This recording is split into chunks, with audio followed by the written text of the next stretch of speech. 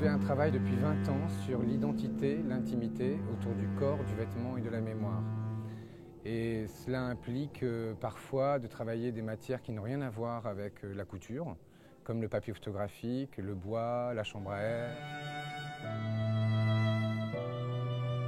Cette année, pour le 12-12, c'est une très grande collaboration avec des enfants.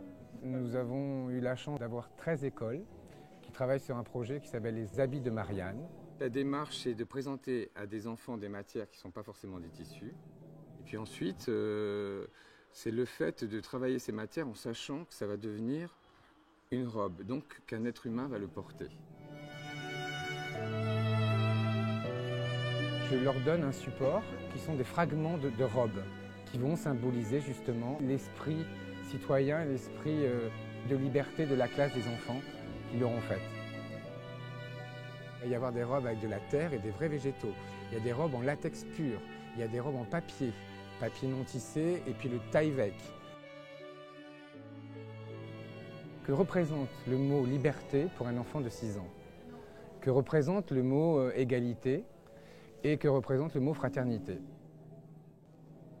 Les enfants, ils ont marqué ce mot, là par exemple fraternité, et c'est une forme de métaphore où la fraternité, elle pousse, elle grandit.